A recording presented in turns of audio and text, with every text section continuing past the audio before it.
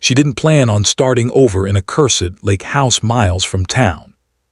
But after her husband vanished without a word, and the silence became unbearable, Claire Harrington packed the little she had left and moved into the one place everyone else refused to live.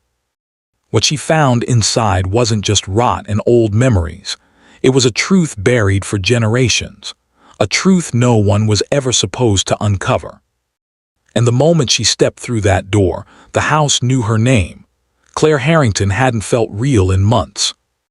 Not when her husband vanished overnight, leaving behind only a half-empty dresser and silence. Not when creditors circled like vultures, draining what remained of their shared accounts. And certainly not when, at 38 and 6 months pregnant, she signed away the suburban house they'd promised to fill with children. So when Claire found an old lake house listed at a county auction, rumored to be structurally unsound and steeped in tragedy, she didn't hesitate. No questions, no inspection, just a desperate yes. Now she stood at the edge of a frozen shore in northern Wisconsin, wind cutting through her wool coat, staring at the house that seemed to lean away from the world. Its paint had peeled to gray. The dock jutted into the lake like a broken finger. Dead vines choked the stone chimney like arteries on a dying heart, but something about it felt right, like recognition. Everyone said buying this place alone and pregnant was insanity, but when your life has already shattered, stepping into the wreckage feels strangely like freedom. She climbed the warped porch steps. The boards groaned beneath her weight. As she turned the rusted key in the lock, Claire whispered to the child growing inside her, "Let's go find out who we're supposed to be." The first night was colder than Claire imagined. The wind rattled the single-pane windows like something trying to claw its way inside. She found a stack of split wood near the entryway, left there by someone, though she couldn't tell when. The stone fireplace in the living room, though cracked and blackened with age, still drew smoke when she lit kindling. It roared to life with more sound than warmth. Claire sat cross-legged in front of it anyway, wrapped in a moth-eaten quilt she'd discovered in an upstairs trunk. It smelled like cedar and rain, like time itself. With one hand on her swollen belly and the other clutching a chipped mug of tea, she whispered to the flames, "It's just us now. No more lies. No more waiting for someone to choose us." And then she heard it, a thud, not wind, not the house settling, something deliberate, above her. Claire froze, every nerve in her body electric with alarm. Another sound, heavier this time, like furniture being dragged across bare floor. She stood slowly, body already aching from the long drive and the weight she carried both physically and emotionally. She grabbed her heavy flashlight and climbed the narrow staircase. Each step groaned like a warning. The second floor smelled like dust and mildew and something older, like secrets left to rot. The hallway stretched in front of her like a corridor she didn't want to walk down but couldn't avoid. The sound had come from the last room on the left. The door stood ajar. Inside, pale moonlight spilled through cracked shutters, pooling on the floor like liquid silver. The room looked untouched. An iron bed frame, a tarnished mirror, a tall wardrobe standing sentry in the corner. But something had changed. The sheet covering the bed had been pulled down slightly, as if someone had sat there, or stood. Claire didn't speak, didn't make a nervous joke to herself. She simply stepped back and closed the door. Downstairs she checked every lock, every window, everything sealed tight. No footprints, no broken glass, no animals, just her. And something that wanted her to know it was still there. She didn't sleep that night. Instead, she sat beside the dying fire, watching shadows move across the walls like stories being told without words. She wasn't exactly afraid, but she wasn't alone either. The next morning, Claire did what she always did when fear tried to take hold. She worked. She cleaned room by room. Cobwebs fell like ash as she opened shutters, letting winter sunlight breathe into spaces that hadn't felt it in years. The house, for all its decay, was strangely intact. 3 bedrooms upstairs. a parlor, a dining room with a table still set for two, a kitchen with an ancient gas stove and an icebox from another century. Behind the pantry, hidden by a swinging panel she almost missed, Claire found a back staircase. Narrow and steep, it led to a sealed room in the attic. Dust coated every surface. But the air felt different there, heavier, more deliberate. She found an old phonograph on a shelf, a cracked mirror etched with initials, CH the same as her own. Claire froze. Her name was Claire Harrington, but surely that was just coincidence. Then she saw the photograph behind the mirror, sepia-toned, curled at the edges. A woman in a long dress standing on the same porch Claire had walked across yesterday. On the back, someone had written in elegant script, Caroline Harlow, 1932, First Winter Alone. Claire's breath caught. Harlow, not Harrington, but close, too close. She tore through the attic with new urgency. In a trunk buried beneath moth-eaten blankets, she found a leather journal. The pages were fragile, ink faded but still legible. The first entry read, "The lake is quiet tonight, but I still hear him in the walls. I still wear the ring he gave me." Claire's fingers trembled over the handwriting. It looked eerily like her grandmother's, but that couldn't be. Her family was from Illinois. Her grandmother had died young. No one had ever mentioned a house by a lake. The next entry made her blood run cold. "If anyone finds this, I am not insane. I am not cursed. I am a witness." And this house remembers everything. Claire sank to the floor, the journal shaking in her hands. This wasn't just an abandoned house with drafty rooms and ghost stories whispered in bars. It was hers, somehow connected to her bloodline. And maybe, just maybe, it had been waiting for her to come home. 2 days after finding the journal, Claire was clearing the basement when the storm hit. It came fast, sheets of sleet hammering the windows, wind howling like something ancient had woken beneath the frozen lake. She just moved a heavy trunk across the floor when the power cut out with a sharp snap. No hum, no buzz, just her breath in the storm. She lit a candle and sat on the basement steps, waiting for the thunder to pass. That's when she heard it again. The sound, not a creak, not a mouse, not her imagination, a low, dragging noise. Above her, something or someone moving. Her chest tightened. Instinct pulled her hand to her belly. "It's just an old house," she whispered. Old houses make old noises, but she didn't believe it. She climbed the stairs slowly, candle flickering in her grip. The hallway felt colder than before, like the walls had inhaled and stolen all the warmth. The bedroom door at the end was closed now. She hadn't closed it. When she pushed it open, the room looked the same except for one thing. The journal.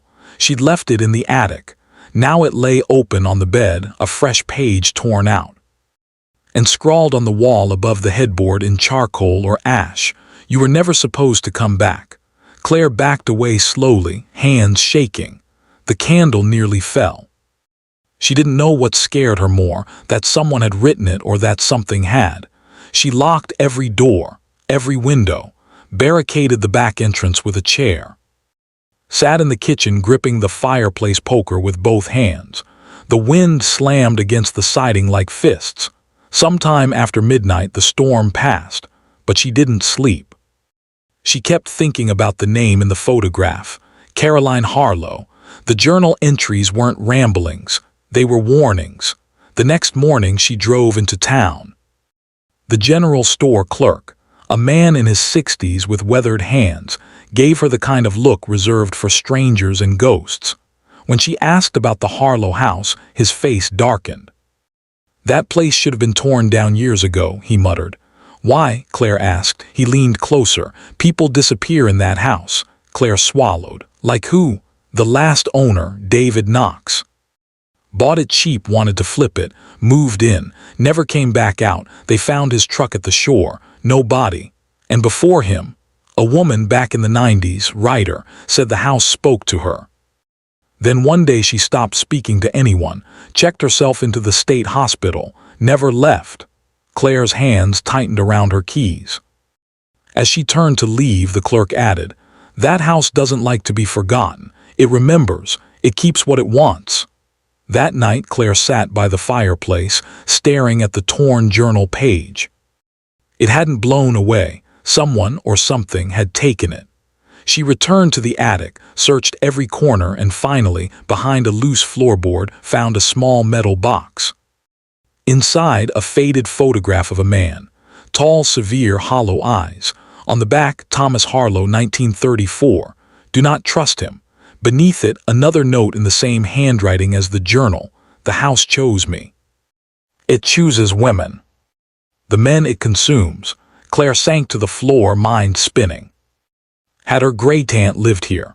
Had she left these clues behind, hoping someone, some woman, would come back and listen? And what did it mean that the house chose? That night, as Claire lay in bed with her back to the window, she heard it. A whisper, clear as breath, against her neck. "Find the door." She sat bolt upright. Nothing, just wind. But when she looked toward the wardrobe across the room, she saw it. A seam in the wall, faint, barely visible, but there. She pulled the dresser away, heart pounding. The wall felt cold beneath her palm. Then click. A small wooden panel slid open. Inside, a narrow passage. No flashlight this time, just a candle and the thunder of her pulse. As she stepped inside, Claire whispered, "I don't know what you are, but I'm not afraid of you." And the house, silent all these years, finally answered with air that moved like breath and the soft, unmistakable sound of a heartbeat. The passage wasn't large. Claire had to crouch to fit, one hand steadying the candle, the other resting on her belly like a silent promise. The air was cold here, close, but not suffocating. It felt aware. The narrow corridor curved and descended, deeper than she expected, as if the house had been built over itself. Layers of secrets buried in the dark. At the bottom, a wooden door, smaller than normal. Painted white once, now chipped and swollen. She hesitated, her breath shook. Then she opened it. It creaked softly like it had been waiting. The room beyond was small, stone walls, low ceiling. A single window set too high to reach. But inside, things, a rocking chair, a small table. Along one wall, a bookshelf crammed with papers, ledgers, photo albums. On the table sat a music box, ornate silver. She wound it almost without thinking. It played a lullaby she hadn't heard since childhood. She nearly dropped the candle. Her grandmother used to hum that exact melody when Claire was small, not similar, the same. She reached for one of the albums. Inside, black and white photos. A woman with her face, standing in the cottage doorway, sitting by the lake holding a child. On the back of one photo, written in soft pencil, "For my daughter's daughter, if she ever finds this." Claire's knees gave out. She sank onto the cold stone floor. This wasn't just an old house with history. It was her history. She'd always believed she came from nowhere. That her story started with a woman who worked 2 jobs, who died too young, who left no legacy. But here, in this hidden room beneath a house no one wanted, was proof that her blood carried more than heartbreak. It carried survival. She spent hours down there, reading through journals. Some dated back nearly a century. There were women, always women, different names, different decades, always alone, always running, always pregnant, and the house had taken them in, protected them. Hidden them like it was built for those who had nowhere else to go. One journal, bound in green leather, belonged to Caroline Harlow. The world forgets women like us, but this house doesn't. It remembers. It holds our grief until we're strong enough to carry it again. Claire closed the book and wept, for her grandmother, for her unborn daughter, for herself. Because for the first time she understood, this wasn't a curse, it was an inheritance. The pain, the silence, the solitude, they weren't the end, they were the proving ground. The house hadn't drawn her here to scare her, it had called her home. If you're still watching, you already belong here. Please click the subscribe button, more stories like this are coming. Later that evening, as she emerged from the passage, arms full of letters and photographs, the wind outside had gone still. The walls didn't creak. The air felt lighter. She placed the journals on the dining table, lit every candle she could find, and sat with them as if the women in those pages were sitting beside her. In a way, they were. Each one had written her way through pain, documented her survival, recorded the world that failed her and the place that held her up. The house had been their sanctuary. Now it was Claire's. She looked around and whispered, "Thank you for waiting for me." And for the first time since arriving, she felt warmth that had nothing to do with fire. It was in the walls, in the pages, in her blood. In the week that followed, Claire barely left the house, not out of fear, out of purpose. She moved like someone who'd found a rhythm older than her body. Each morning began the same, tea in a chipped cup, then back to the journals. There were dozens, hidden in the attic behind bookshelves beneath loose floorboards. Each left behind by a different woman. All had written to someone they'd never met, all signed with the same initials: C.H. Caroline Harlow, Catherine Hayes, Clara Holland, Charlotte Hess. Different women, different lives, same house, same bloodline. The coincidence felt too precise. Some pages were written in trembling cursive, others typed on fading parchment. But they all spoke of him, not by name, always in fragments, always in fear. He still walks the halls at night. He whispers from the lake. He waits in the east wing.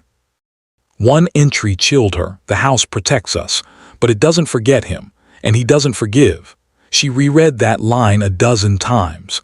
The more she uncovered, the more the house seemed to respond. Doors that used to stick now swung open. Dusk cleared on its own. The fireplace in the study sparked to life without kindling. The house was alive, and it wanted her to keep going. It wasn't just shelter. It was memory, monument, maze, and it was leading her somewhere. On the seventh night, just after midnight, Claire heard a noise beneath the floorboards of the study. Not footsteps, a hum, low, mechanical. She followed the vibration to a faded rug in the corner. Beneath it, a trapdoor, old, rusted, but not locked. She opened it. Below, a narrow set of stone steps leading downward, deep into the foundation beneath the frozen lake. Candle in hand, she descended carefully, each step colder than the last. At the bottom, a chamber, dry, sealed. There was a desk, a safe, and lining the walls, metal drawers with names etched into bronze plates. She stepped closer. C. Harlow, 1932. C. Hayes, 1948. C. Holland, 1971. Over a dozen drawers, all different women, all the same initials. Somewhere in the silence, her candle flickered out, but the room didn't go dark. A faint blue glow pulsed from behind the far wall. She moved toward it, brushed her hand along the stone until she found it, a switch hidden in a carved rose, almost invisible. Click. The wall shifted with a low groan. Behind it, a vault, stacks of ledgers, film reels, cassette tapes, typewritten letters, blackmail, evidence, names, dates, transactions. Secrets that could ruin men who died long ago and others who were still very much alive. At the center, a red velvet box.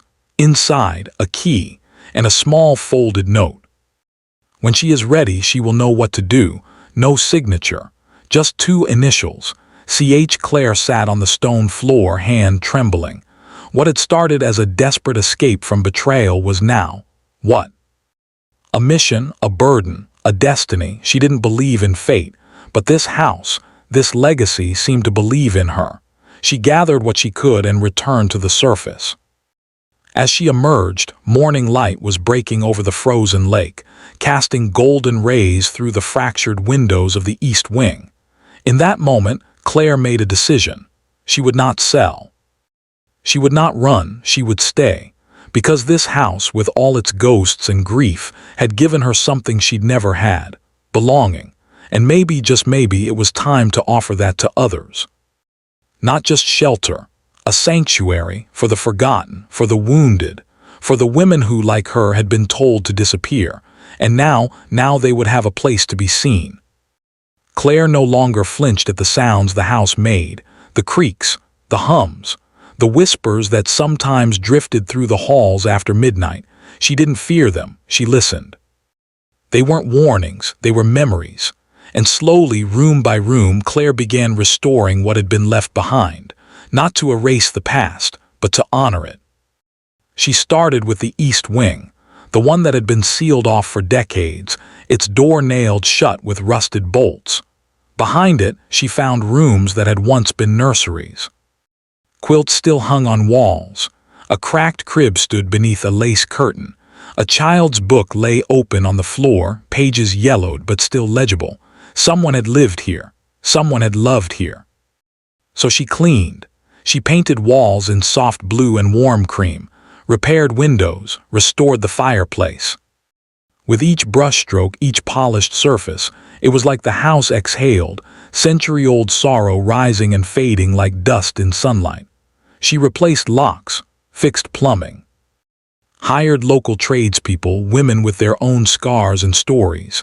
The house came back to life, not all at once, but in pieces, just like Claire. One morning she stood at the edge of the frozen shore, the same place where a previous owner had vanished, and stared out at the lake. The wind tangled her hair. The ice rumbled below. She closed her eyes and whispered, "What if we made this place a beginning, not an ending?" That same week, she contacted the county, filled out paperwork, started the process of turning the estate into a registered nonprofit. She called it the Harrington House. Its purpose, to serve as a haven for women in transition, divorced, displaced, forgotten. Because she knew exactly what it felt like to have nowhere to go, no one to turn to, and a child on the way. And now, with 13 empty bedrooms and a house full of legacy, she saw no reason they should remain silent. The first resident arrived 2 months later, a woman named Jenna, 29. Bruised inside and out, 7 months pregnant, she stood at the threshold like someone about to step into a storm not out of one. Claire welcomed her with open arms, no questions, no conditions. Just warmth. "You own this place?" Jenna asked, eyes wide, voice cracked. Claire smiled gently. "It owns me too." Then came Angela, then Maya and her daughter. Within weeks the East Wing was full again, but not with ghosts, with laughter, with hope, with healing. They didn't ask about the stories in the walls. And Claire didn't offer them unless someone asked. Because the house, like the women inside it, deserved to build new chapters, not just reread old ones. At night, when the house quieted again, Claire would slip into the hidden chamber beneath the floor and place something new on the shelf. A photo of Jenna holding her newborn son. A letter from Angela, thanking Claire for the chance to sleep through the night without fear. A worn pair of baby shoes Maya had donated, stitched from bits of cloth the women had sewn together. It was no longer just a vault of secrets. It was a living archive of survival. And Claire, she had changed too. Her face was still soft, but her eyes, those once tired eyes, now held purpose. She didn't walk with shame anymore. She moved with certainty. She had stopped asking why the house had chosen her. She knew now, because she was strong enough to stay, to listen, to carry what others couldn't, and to leave the door open behind her for the next woman who needed to walk through. One evening, just before the sun melted into the frozen lake, Claire sat on the front porch, a blanket draped over her lap, her daughter sleeping against her chest. The wind was gentle. The house behind her stood tall and proud. For the first time, Claire didn't feel like she was rebuilding. She had built something, not just shelter, sanctuary, not just legacy, lineage. A lineage of resilience. And as her daughter stirred softly in her arms, Claire whispered into the fading light, "You're going to grow up surrounded by women who remembered how to live again." By the third season in the house, people in town had stopped calling it haunted. Now they called it Harrington's Haven. It wasn't official. No sign had gone up, no ribbon-cutting ceremony. It just happened. The same way laughter replaced whispers. The same way windows once boarded, were now blooming with flower boxes. The same way Claire had replaced the silence of her past with the music of life. One afternoon, a woman in her 70s knocked on the front door. She held an old photograph in one hand and a basket of bread in the other. Her name was Dorothy Calloway. "My mother worked here," she said, voice trembling. "Housekeeper, 1950s, said it was the strangest, safest place she'd ever known." Claire invited her in. They sat by the fire, same place Claire had once crouched in fear, clutching a poker for safety. Now it was a hearth, a gathering place, a comfort. Dorothy handed her the photograph. It showed a group of women in long skirts and aprons, smiling on the front steps. In the middle, Claire recognized her from a journal sketch, Caroline Harlow. Beneath the photo was a note: "The house chooses kindness even when the world does not." Claire pressed the photo to her chest and closed her eyes. It was all connected, not by blood, by spirit. By choice. The town, once skeptical, now came by often. The local plumber fixed the east wing radiator without charging a cent.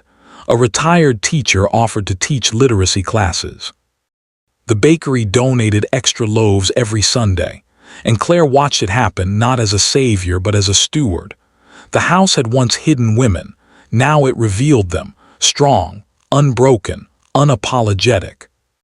Then came the moment she didn't know she was waiting for. Jenna, the first woman who'd walked through the door after her, came back. Not to stay, to say goodbye. She had a job now, an apartment. Her baby boy, bright-eyed and chubby-cheeked, clutched a stuffed bear one of the other women had sewn. "I didn't think I'd survive," Jenna said, voice thick with emotion. "But you gave me more than a roof. You gave me permission to start again." Claire didn't speak, just hugged her. Sometimes words aren't big enough to hold what's real. That night Claire sat in the study, the hidden one beneath the floor, her daughter asleep beside her, breathing soft and even. She opened a fresh journal. On the first page she wrote, "Day 197. I am not lost anymore, I am the compass." She could still feel the house breathing with her, not haunted, held. The ghosts weren't angry, they were witnesses. They stayed not because they were trapped, but because at last they had a reason to rest. The next morning, Claire walked out to the shore, her daughter, Emma Grace Harrington, strapped to her chest. The lake shimmered with light, not menace. The wind wrapped around them like an old friend. And beneath the rose bushes, where generations of pain had been buried, a new bloom had appeared. Pure white, small, brave, she bent down, pressed her palm to the soil and whispered, "This time we're not running, this time we're staying. And we're bringing others with us." The Harrington house wasn't perfect. There were still repairs to make, still wounds that surfaced late at night in hushed voices or sudden sobs in the hallway. But the difference was, now there were arms to catch those falls. Now there was music in the kitchen, names on the mail slot, laughter echoing through once empty halls. And Claire, she had become something she never imagined. Not just a mother, not just a builder, not even a survivor. She was now a keeper of stories. The ones the world tried to bury. The ones that still mattered. Sometimes people asked her, "How did this all begin?" She would smile, look at her daughter and say, "With heartbreak, with an empty house. And with one key that opened far more than just a door." Sometimes life doesn't fall apart to punish us. Sometimes it falls apart to clear the way. Claire Harrington thought she had lost everything. Her marriage, her future, her identity. But what she really lost was the illusion that she needed someone else to define her worth. Remember that music box Claire found in the hidden room?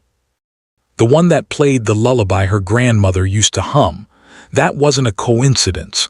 That was a message, from one woman to another across decades, saying, "I survived. You will too. And one day, you'll leave something for the woman who comes after you." Claire thought she was the end of her family line, pregnant, abandoned. With nothing but a haunted house and a vault full of secrets. She had no idea she was actually the beginning of healing, the beginning of sanctuary, The beginning of women choosing each other over the world that failed them. And here's what I need you to understand. You might be the beginning too.